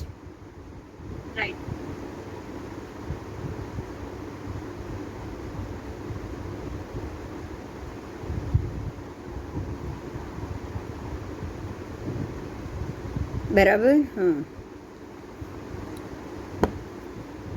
આમાં સૌથી ઓછું કયું થયું? સૂચ્યાંગુલ, પ્રતરાંગુલ, ઘનાંગુલમાં સૌથી ઓછું કોણ? સૂચી અંગુલ. પછી પછી પ્રતરાંગુલમાં સેકન્ડમાં કોણ આવશે? અને ત્રીજામાં કોણ આવશે? ઘનાંગુલ. તો પ્રતર તો અસંખ્યાત ગુણા થશે અને ઓલા તો અસંખ્યાત ગુણા પ્રતરાંગુલ બરાબર એક ઘનાંગુલ, રાઈટ? હા, ત્રણેયને એકબીજાથી મલ્ટિપલ કરવાના છે. તો આ આત્માંગુલના સંક્ષેપથી 3 વિભાગ થયા. પણ આત્માંગુલનો ઉપયોગ ક્યાં થાય છે? તો પ્રત્યેક સમયના કાંસાના પાત્ર, ઉપકરણ, મકાન, જમીન, કૂવા, તળાવ, એના દાદરા, આ બધાની ગણતરીમાં થાય છે. એની ઊંચાઈ કેટલી, એની નીચાઈ કેટલી, એની સરફેસ કેટલી. સમજાયું? આજે પહેલાં આરાના 3 ગાઉની કાયાવાળાના ની ઊંચાઈ એટલે એ પ્રમાણે એનું ઘર કેટલું મોટું હશે, એ કલ્પવૃક્ષ એટલું મોટું હશે. કલ્પના તો કરો. એ કલ્પવૃક્ષમાં જ રહેતા હતા, રાઈટ? તો વૃક્ષમાં ઉપર એમનું ઘર, કલ્પવૃક્ષમાં, અને એ પણ 3 ગાઉનું. તો ઝાડ કેટલું, કલ્પવૃક્ષ કેટલું મોટું. આજે પણ તમે કલ્પના કરો ખાલી, આજે તમારી જેટલી ઊંચાઈ છે અને ઝાડની ઊંચાઈ, કેટલો ફરક છે બેમાં? હા, તો એ ટાઈમે એટલો જ હશે ને ત્યારે બી. તો 3 ગાઉની કાયાવાળાને એટલો જ ફરક હશે ને જેટલો આજે ફરક છે. હશે જ. એટલે આત્માંગુલ પ્રત્યેક સમયે બદલાય છે અને એ બદલાયેલા માપને જાણવા માટે અંગુલ પ્રમાણનો ઉપયોગ કરી આત્માંગુલના 3 ભાગ અને સૂચ્યાંગુલ, પ્રતરાંગુલ અને ઘનાંગુલ એ રીતે પણ એના 3 ભાગ કરાયા. ઘનાંગુલના સૂચ્યાંગુલ એટલે શું છે? તો કે પહેલાં પતલી લાઈન લીધી, પછી એને તમે 3 અને 9 મલ્ટિપલ કરીને 27 પ્રદેશ સુધી ઘનાંગુલ ગયા. 3 મલ્ટિપલ કરશો તો એ એક નાની પટ્ટી થશે અને 9 મલ્ટિપલ કરશો તો એક મોટું ચોરસ થશે, राइट? चलो, अब आ रहा है उच्छेद अंगुल. अब दूसरी बात की है, जैसे आत्मा अंगुल आया ऐसे उच्छेद अंगुल. तो ऊंचाई से जो अंगुल नापा जाए उसको कहा जाएगा उच्छेद अंगुल. देखिए, अब इसको ऊंचाई से नापना बोला है. वो खाली जमीन थी, स्क्वायर फीट थी, यही था, राइट? हेलो, आपको अपना शरीर ही नापना था तो यूज़ हुआ आत्मांगुल. मुझे अगर मेरा शरीर, तो बिल्कुल शून्य से हमने मेरा शरीर नापा, बराबर? बराबर. तो ऊंचाई से जो अंगुल का नाप निकले, उच्छेद का मतलब ये ऊंचाई. तो यहाँ क्या क्या है? तो परमाणु मतलब बिल्कुल छोटा है, तो 8 परमाणु बराबर 1 त्रस रेणु, 8 त्रस रेणु बराबर 1 रथ रेणु, 8 रथ रेणु बराबर 1 बाल अग्र. વાળનો આગળનો ભાગ, ખાલી અગ્રભાગ, એટલે એનાથી પણ 8 ગણું ઓછું. એનાથી પણ વાળનો અગ્રભાગ છે એનાથી 8 ગણો ઓછો રથરેણુ, એનાથી 8 ગણો ઓછો તરસરેણુ, એનાથી 8 ગણો ઓછો પરમાણુ. હવે સમજમાં આવે? પરમાણુ તમે જોઈ શકો? बाल का अग्रभाग तो आप देख ही सकते हो. तो उससे 8 गुना कम रथरेणु, उससे 8 गुना कम त्रसरेणु, उससे 8 गुना कम परमाणु. तो परमाणु देख पाओगे क्या? सोचो, आप तो रथरेणु भी ना देख पाओगे. हाँ या ना? हाँ, आप तो वो भी नहीं देख पाओगे. मतलब बिल्कुल सूक्ष्म से शुरुआत की है, परमाणु से इसकी शुरुआत की है. ठीक है. उसके बाद लिक्षा. लिक्षा यानी एक जू, लिख. लिक्षा का अर्थ है लिख. अब लिख तो बड़ी होती है ना, बाल का अग्रभाग तो मुश्किल से दिखाई देगा, लेकिन लिख दिखाई देता है, राइट? तो 8 गुना बाल के अग्रभाग जितनी एक लिख हुई. उसके बाद एक युका. युका यानी कि जू. जू लिख से 8 गुना बड़ी होती है. उसके बाद युका जू से यव. यव मतलब जो एक गेहूं का दाना है वो जू से 8 गुना बड़ा होता है कि नहीं? तो ऐसे 8-8 गुना आगे आपको गुणाकार करना है. ठीक है। हाँ तो ऐसे ऐसे यू का य ऐसे ऐसे आगे आएगा, गिनती आएगी। अब यहाँ वापस परमाणु ही, अब वापस छोटी की बात की, एकदम सूक्ष्म। परमाणु के भी दो प्रकार, एक सूक्ष्म परमाणु, एक व्यवहारिक परमाणु। तो सूक्ष्म परमाणु क्या है? सूक्ष्म परमाणु प्रकृति में अनुपयोगी होने के कारण अव्याख्येय है, मतलब उसकी कोई व्याख्या ही नहीं। आप सूक्ष्म परमाणु को तो कभी जान ही नहीं पाओगे, इसलिए उसकी कोई व्याख्या नहीं है। समझ में आया? व्यवहारिक परमाणु अनंतानंत होते हैं, और व्यवहारिक परमाणु एक ऐसा प्रदेश भाग है जिसके दो टुकड़े नहीं हो सकते। समझ में आया? तो व्यवहारिक परमाणु एक टुकड़ा है, लेकिन सूक्ष्म परमाणु तो कोई टुकड़ा भी नहीं है, राइट? हाँ, आओ।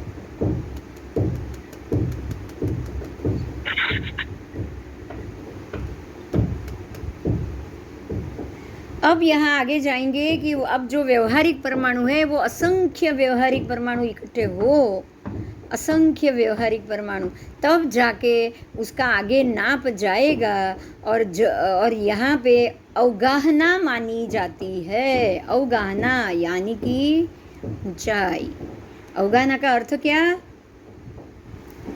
खाली आपकी तो ऊंचाई आत्मांगुल से आ जाएगी हर एक समय में, लेकिन वृक्ष की ऊंचाई तो नापनी है ना। उसकी तो अंगुल है नहीं कि आप नापोगे अंगुल प्रमाण। वृक्ष की ऊंचाई अंगुल प्रमाण हो सकती है क्या? नहीं। अच्छा, आप एक वाव बना रहे हो तो उसके दादर और उसकी ऊंडाई और सब चारों तरफ का नाप, पानी कितना ऊंडा चाहिए, लोह कढ़ाई जो मैंने बोला, लोहे की कढ़ाई, उसका आप नाप रख सकते हो। लेकिन क्या बड़ी सी सरोवर जो अपने आप जलाशय बन जाएगा, उसका आप नाप बना सकते हो? नहीं बना सकोगे ना।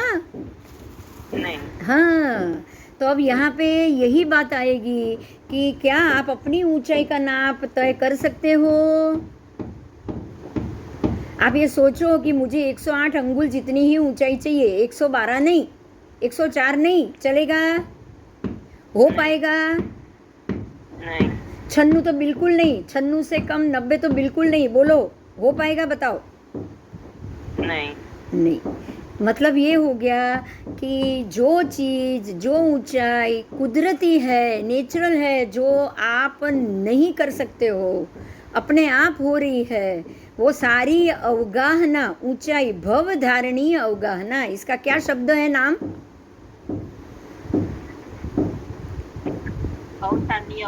भवधारणीय मतलब भव के हिसाब से आपने धारण की हुई ऊंचाई। प्रत्येक भव में भव के हिसाब से धारण की ऊंचाई। अब प्रत्येक भव में वैमानिक देव की ऊंचाई तो एक समान होगी, तो वो हो गई उत्तर वैक्रीय। क्या हुई? क्या होगी वो उत्तर वैक्रीय। लेकिन जो भवधारणी होती है, जो एक बच्चा जन्म लेता है, आप सोचो कि भाई इसकी ऊंचाई इतनी होनी चाहिए, इसकी अवगाहना इतनी होनी चाहिए, पॉसिबल है? बताओ, है? नहीं, नहीं, नहीं, बिल्कुल नहीं। तो जघन्य, अगर भवधारणीय अवगाहना की बात की है कि भव युक्त अगर आपको कोई शरीर मिला हो, जैसे कि ये 5वें आर्य में हमें मनुष्य का शरीर मिला है, तो उसकी जघन्य अवगाहना क्या है? भवधारणीय जघन्य, अंगुल के असंख्यातवें भाग जितनी, उतनी होगी ना जघन्य।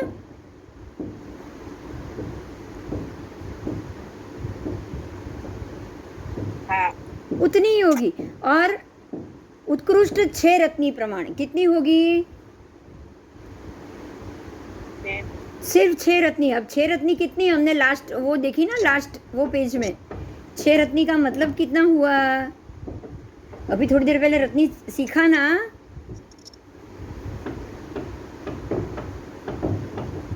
अभी हमने थोड़ी देर पहले ही रत्नी सीखा।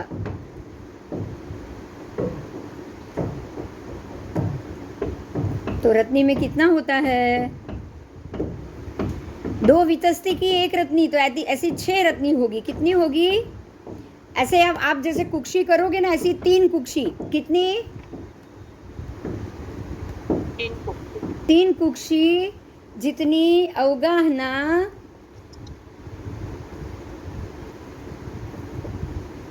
आओ अभी इसको ही देखेंगे। ऊंचाई में जगन्य है बिल्कुल अंगुल के असंख्यात वे भाग जितनी, और उत्कृष्ट है सिर्फ 6 रत्नी, यानी कि 2 कुक्षी जितनी ही, मात्र 2 कुक्षी, उससे ज़्यादा नहीं। तो 2 कुक्षी किसकी है? स्वधर्म कल्प देवों की उत्तर वैक्री अवगाहना स्वधर्म कल्प अनुसार होती है। सनत कुमार की अवगाहना महेंद्र कल्प अनुसार होती है। जितनी अवगाहना महेंद्र कल्प में, सनत और महेंद्र में एक समान है, स्वधर्म ईशान में एक समान, ब्रह्म लांतक में एक समान।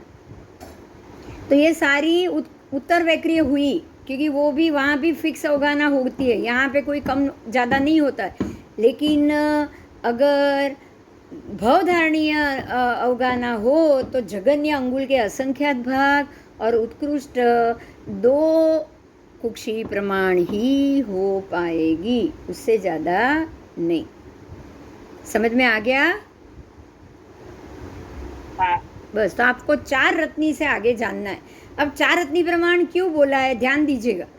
उत्कृष्ट 4 रत्नी प्रमाण, तो आपको यहाँ पे यही बात समझनी है कि सूक्ष्म तो जगन्य तो आपको हर जगह मिल जाएगी, लेकिन उत्कृष्ट 6 रत्नी से ज़्यादा नहीं। तो अब आप यहाँ पे एक बात ध्यान से सुनिए। जब 8 वर्ष की उम्र का, मतलब कि जो 6 हाथ की काया वाला जीव, जब 8 वर्ष की उम्र में 6 हाथ की काया वाला जीव 8 वर्ष की उम्र में केवली बनेगा, मोक्ष भी जाएगा, राइट? तो 1.5 हाथ 2 हाथ से ज़्यादा उसकी काया होगी क्या? जब वो मोक्ष जाएगा तब सिद्ध, जब वो सिद्ध बनेगा तब उनकी काया कितनी होगी? 1.5 या 2 हाथ से ज़्यादा नहीं होगी, राइट? तो 2 हाथ यानी तम आपकी 2 कुक्षी हो गई। हाँ। आप समझ रहे हो? कम से कम 7 हाथ की काया चाहिए, कम से कम 7 हाथ की काया चाहिए, बराबर? तो 2 हाथ बराबर 1 कुक्षी, 2 हाथ बराबर 1 कुक्षी, तो 7 हाथ में 3.5 कुक्षी हो गई। हाँ। तो 3.5 कुक्षी की काया तो वो 20 साल की उम्र में करेगा, पर 8 साल की उम्र में कितनी होगी? 2 कुक्षी की होगी ना? हाँ। तो 2 कुक्षी वाला, अब जब ये 2 कुक्षी नहीं, 2 कुक्षी तो बहुत छोटी होती है, 8 साल की उम्र तक तो ज़्यादा होगी ना। आज एक 8 साल की उम्र में दीक्षा लेगा, 9 साल की उम्र में वो केवली बनेगा, तो 9 या 10 साल की उम्र का अगर कोई बच्चा होगा, तो अगर आज आपकी ऊंचाई 7 हाथ की है, तो उस समय 5 हाथ तो होगी कि नहीं उसकी ऊंचाई? हाँ, 4 या 5 हाथ की तो होनी चाहिए ना। हाँ। अब अगर मान लो कि 9 वर्ष की उम्र में वो केवली मोक्ष भी जा रहा है, तो वो 9 हाथ से उसका 2/3 निकाल दो।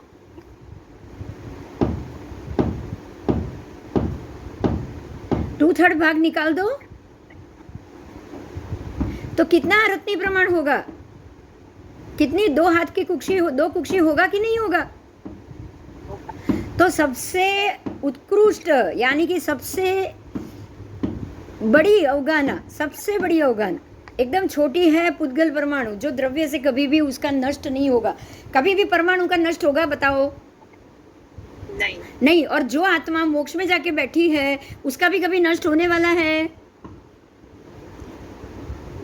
नहीं। तो वो आपको उत्कृष्ट आपको 6 रत्नी प्रमाण ही मिलेगा। समझ में आया? हाँ। समझ में आया? ये आत्मा के जो द्रव्य प्रदेश है, द्रव्य प्रदेश, उसकी बात हो रही है, क्योंकि वो कम से कम इससे तो छोटा हो ही नहीं सकता, तो वो उत्कृष्ट हो गया ना। हाँ। उससे तो छोटा आपको मिलेगा ही नहीं। कोई भी द्रव्यात्मा 2 कुक्षी से कम यानी कि 6 रत्नी से कम आपको कभी नहीं मिलेगा, बराबर?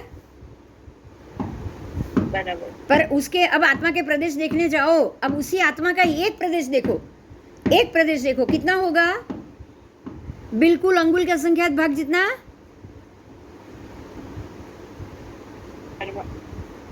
कितना होगा? अणुजा अंगुल के असंख्यात भाग वो इकट्ठा हो के उत्कृष्ट कितना बना? 6 रत्नी प्रमाण। बराबर। और उत्तर वैक्रिय अवगाहना सौधर्म कल्प अनुसार बताई गई है, क्योंकि ये सौधर्म कल्प में भी 6 रत्नी प्रमाण ही उत्कृष्ट अवगाहना है। उससे ज़्यादा सौधर्म कल्प के देव ऊंचे नहीं है, सिर्फ 2 कुक्षी जितना ही उनकी ऊंचाई, सिर्फ 2 कुक्षी जितनी ही उनकी ऊंचाई। बराबर। अब आनत प्राणत आरण और अच्युत मतलब 9, 10, 11, 12 चारों देवलोक में भी भवधारणीय अवगाहना जगन्य अंगुल के असंख्यात भाग जितने और उत्कृष्ट 3 रत्नी की। कितनी? मतलब वहां तो बहुत छोटी है 3 रत्नी। आप सोचो 2 रत्नी बराबर 1 कुक्षी, तो सिर्फ 1.5 कुक्षी की ऊंचाई है वहां के देवों की। कितनी? खाली 1.5 कुक्षी, तो बहुत कम हुई ना देवों की ऊंचाई। हाँ।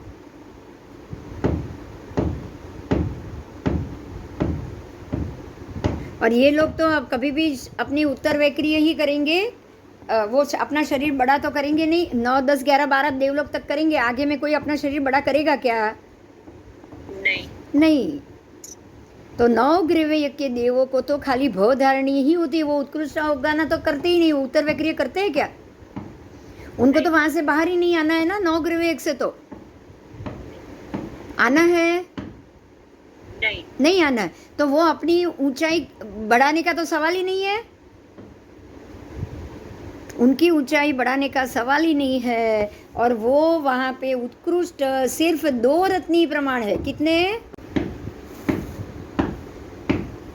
तो समझ में आ गया ना? प्रमाणांगुल उत्सेधांगुल आपको अपनी अपनी ऊंचाई के हिसाब से ही देखना चाहिए। એ લોકો શું ખબર છે? चलो આટલું ફિનિશ કરી દો, જે ચાલુ છે એટલો ટોપિક પૂરો કરી દઈએ। બરાબર। तो उत्सेधांगुल यानी कि उत्सेधांगुल के भी 3 प्रकार, जैसे सूची अंगुल, प्रतर अंगुल, घनांगुल। जो आत्मांगुल में आए थे ना, यहाँ भी वही 3 आएंगे, क्योंकि अब ये ऊंचाई से नाप रहे हो। समझ में आ रहा है? तो प्रत्येक समय में प्रत्येक चीज की ऊंचाई, अब जैसे घर की बात करूं तो 3 गौ की काया वाले का झाड़ भी बड़ा था, कल्पवृक्ष उसका घर भी बड़ा था, क्योंकि 3 गौ का काया वाले को रहना होगा तो कम से कम 12 गौ का तो उसका जो घर होगा ही होगा, सीधी बात है। और ऐसे ही अब इसकी बात करूं मैं, प्रमाणांगुल, अरे उसके 2-3 प्रकार, सूची अंगुल उत्सेधांगुल, प्रतरांगुल उत्सेधांगुल और घनांगुल उत्सेधांगुल। तो उसमें भी एकदम पतली 1 अंगुल जितनी आकाश प्रदेश की श्रेणी ली गई है। 1 अंगुल प्रमाण ही बस, 1 अंगुल लंबी और 1 प्रदेश चौड़ी। जैसे अपने सूची होती है ना, जैसे पतली आपने लाइन दोरी, वही 1 अंगुल जितनी लाइन दोरोगे उसको सूची बोला जाएगा। सूची मतलब एक लंबी पतली सी डंडी, बराबर 1 अंगुल जितनी डंडी होगी ना। हाँ। पर चौड़ी बिल्कुल एक ही प्रदेश जितनी, मतलब आपको दिखाई भी नहीं देगा एक प्रदेश। तो उसको वो हो गई एक सूची। अब सूची को सूची से मल्टीपल करो, असंख्यात सूची को असंख्यात सूची से मल्टीपल करेंगे तो प्रतर बनेगा एक। हाँ। एक प्रतर बनेगा। अब 3 सूची को 3 सूची से करोगे तो 9 का प्रतर, 9 सूची को 9 से करोगे तो 108 का प्रतर, बराबर। हाँ। और अब जो प्रतर बना उसमें भी उसको भी मल्टीपल करना है, जैसे आगे किया वैसा। मतलब जिससे जितना लंबा मल्टीपल करोगे उतना ही चौड़ा भी मल्टीपल करो, तो एक घनांगुल बन गया स्क्वायर।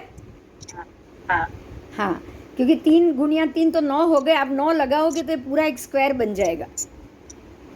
तो वो हो गया आपका घनांगुल। तो उत्सेधांगुल के भी 3 प्रकार। ये बिल्कुल छोटी की बात की है, चौरस तक बना है, उसका स्क्वायर फीट बना है। किसी भी चीज़ को स्क्वायर फीट में ली है, खाली पतली लंबी लकड़ी नहीं। तो चारों तरफ से उसका क्षेत्रफल बढ़ रहा है, तो क्षेत्रफल से उत्सेधांगुल होगा। अब उसका उपयोग कहाँ हो रहा है, यहाँ पे यही चीज़ का आपको ध्यान दिया है कि इसका उपयोग कहाँ हो रहा है। आओ,